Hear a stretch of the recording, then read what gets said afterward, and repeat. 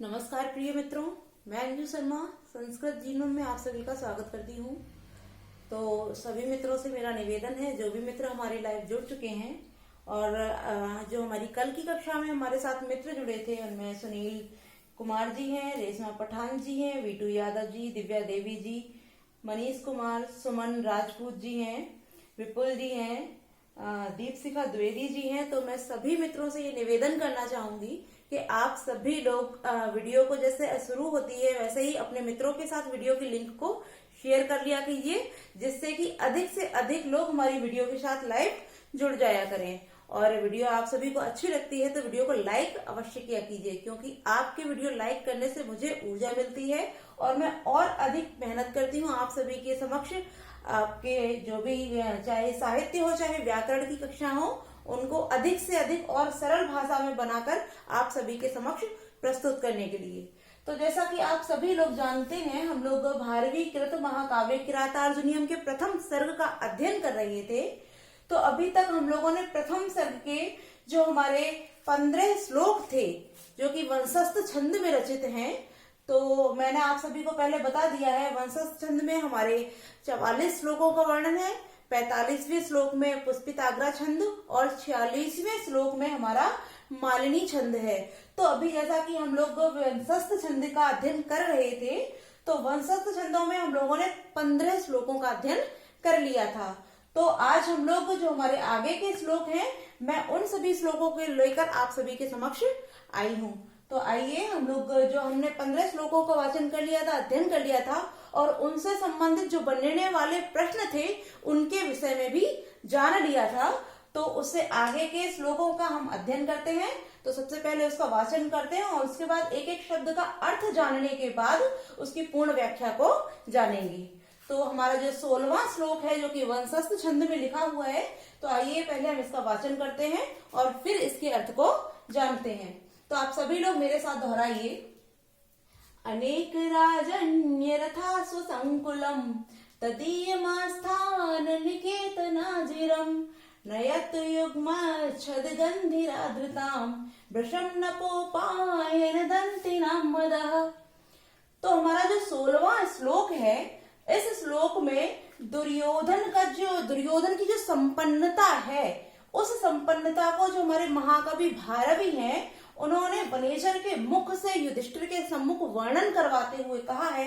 अर्थात तो भारवी ने इस प्रकार से दुर्योधन की संपन्नता को वर्णित किया है कि वो उसमें बताते हैं कि जो वनेचर है, वो जो दुर्योधन के व्यवहार का ज्ञान करने या पता लगाने गया था कि जो दुर्योधन है वो किस प्रकार से अपनी प्रजा का पालन कर रहा है, और जो छल द्वारा उसने पृथ्वी को जीता है, उस पृथ्वी के जो वासी हैं, जो प्रजागण हैं, उनके लिए किस किस प्रकार से वह कार्यों को कर रहा है।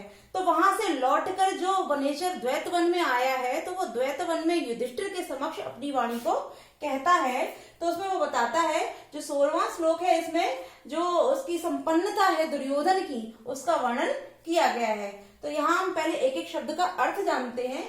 जो लिखा हुआ अनेक राजन, अर्थात जो अनेक राजा लोग हैं, उनके रथ अश्व संकुलम, जो रथ और अश्व, क्योंकि राजा जो आते हैं वो या तो रथों से आते हैं या अश्वों से आते हैं। तो राजाओं के आने से जो रथ और अश्व, यानी राजाओं के जो रथ और घोड़े हैं, उनसे संकुलम माने व्याप्त है। तदीयम, तदीयम माने उस दुर्योधन का, जो दुर्योधन है उस दुर्योधन का आस्थान निकेतन अजिरम, आस्थान निकेतन अर्थात जो सभा मंडप है उसका अजिरम, अजिरम तात्पर्य आंगन। तो जो उस दुर्योधन का सभा मंडप का आंगन है, वह आंगन अनेक राजाओं के रथों और घोड़ों से व्याप्त है। अगली लाइन में हम देखते हैं, नयति माने प्राप्त होता है, युग्मच्छद गंधि आर्द्रताम। युग्मच्छद एक सप्तपर्ण नाम का पेड़ होता है, वृक्ष होता है। ऐसा माना जाता है कि उसमें बहुत ही अधिक दुर्गंध आती है, उसमें बहुत जो गंध आती है वो इतनी तीव्र होती है कि वो व्यक्ति को बर्दाश्त नहीं होती है। तो जो सप्तपर्ण नाम का वृक्ष है, उसकी गंध वाला, आर्द्रता माने गीला रहता है, भ्रशम अत्यधिक, नृप उपायन अर्थात राजाओं के द्वारा उपहार में दिए हुए दंतिनाम। यहाँ दंतिनाम तात्पर्य हाथियों का, मदः माने मद। तो अब ऐसा माना जाता है, यहाँ जो दंतिनाम बोला गया, दंतिनाम का तात्पर्य है कि जो हाथी हैं, तो हाथियों की एक विशेषता बताई जाती है कि जो मद से च्युत हाथी होते हैं, अर्थात हाथी जो होते हैं जिन्हें हाथियों का मद क्षीण होने लगता है, जो मद च्युत हाथी होते हैं वो हाथियों में उत्तम कोटि के हाथी माने जाते हैं। तो यहाँ उस दुर्योधन की समृद्धि को बताते हुए भारवी जी कह रहे हैं कि जो युग्मच्छद नाम का जो वृक्ष अर्थात जो सप्तपर्ण नाम का वृक्ष है, उसकी गंधी, गंध वाला, गंध के समान, नपोपायन, यहां से इसका अर्थ लेते हैं कि जो सप्तपर्ण नामक वृक्ष की गंध है, गंध जैसा नपोपायन राजाओं के द्वारा उपायन उपहार में दिए हुए दंतिनाम हाथियों के, हाथी, अब वो कैसे हाथी, हाथी मद अर्थात जो मद से च्युत होते हैं, ऐसे हाथियों की, यानी कि जो सप्तपर्ण वृक्ष है उसकी गंध के समान क्या है, जो राजाओं के द्वारा दुर्योधन को हाथी भेंट स्वरूप दिए जाते हैं, वो हाथी किस प्रकार के हैं, ऐसे हैं जो मद से च्युत होते हैं। तो उनका जो मद है उसकी गंध कैसी होती है, सप्तपर्ण वृक्ष के समान। तो राजाओं द्वारा उपहार में दिए हुए हाथियों, अब हाथी जो मद से च्युत हैं, तो युग्मच्छद जो सप्तपर्ण नामक वृक्ष है उसकी गंध के समान राजाओं द्वारा उपहार में दिए हुए हाथियों के मद से। अब हम आगे देखते हैं कि अनेक राजाओं के रथों और अश्वों से व्याप्त है। अब यहाँ दो विशेषताएं बता दी गई हैं उस दुर्योधन के आस्थान निकेतन अजरम, जो सभा मंडप है उसके आंगन की, कि जो दुर्योधन है तदीयम अर्थात जो दुर्योधन है उसके जो सभा मंडप का आंगन है, आस्थान निकेतन अजरम, जो सभा मंडप है उसका जो आंगन है वो आंगन उसका कैसा रहता है, अनेक राजाओं के रथों और घोड़ों से व्याप्त रहता है, अर्थात भरा हुआ रहता है। साथ ही साथ उससे जो राजा लोग उपहार में उसको मद से च्युत हाथी भेंट किए हैं, उनकी सप्तपर्ण नामक जो वृक्ष है उसकी गंध के समान, उसकी गंध से व्याप्त रहता है।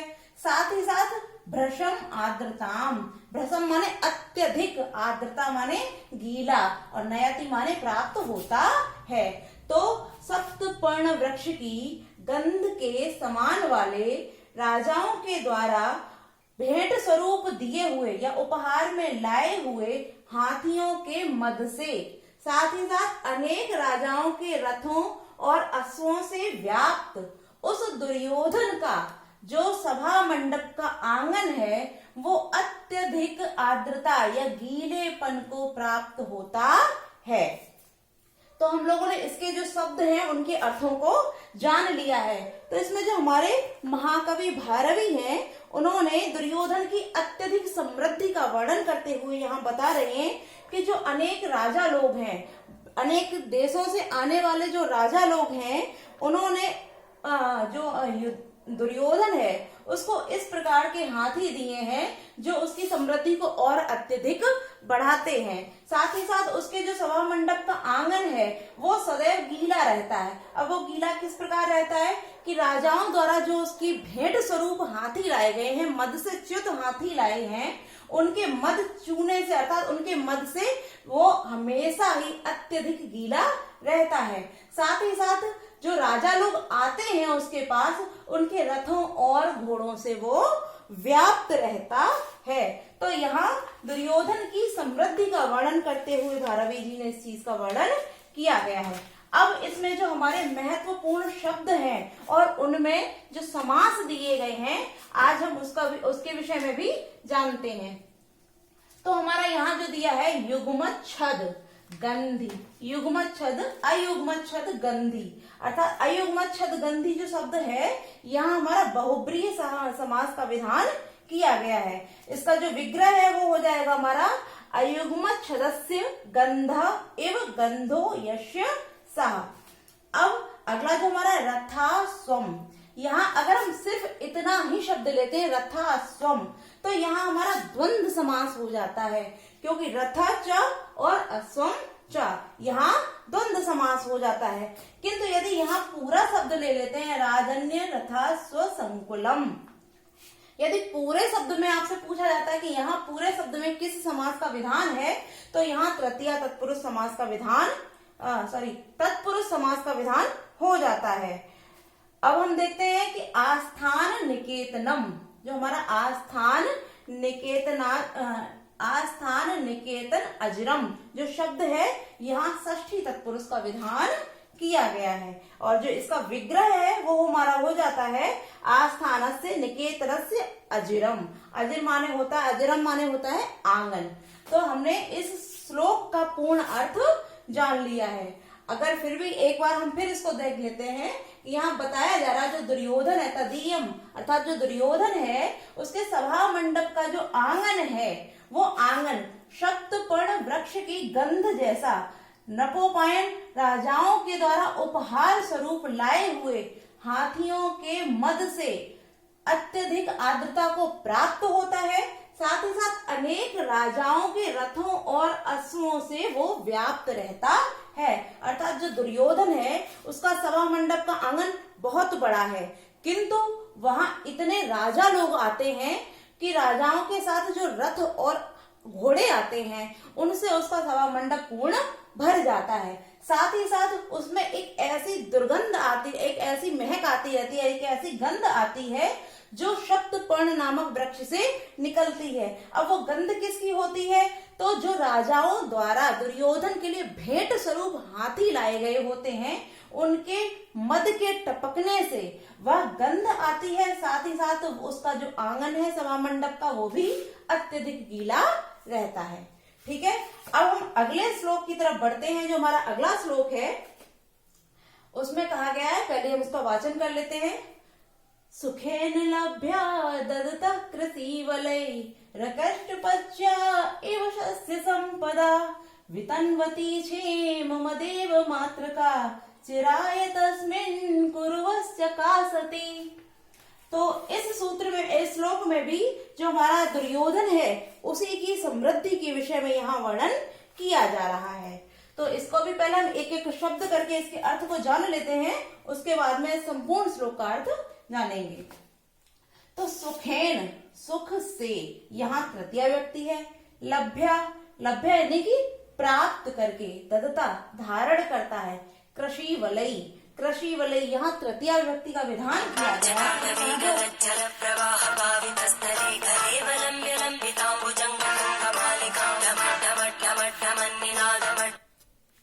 यहाँ जो रा दिया है हमारा, रा को यहाँ विसर्ग हो जाएगा, तो यहाँ तृतीया बहुवचन हो जाता है।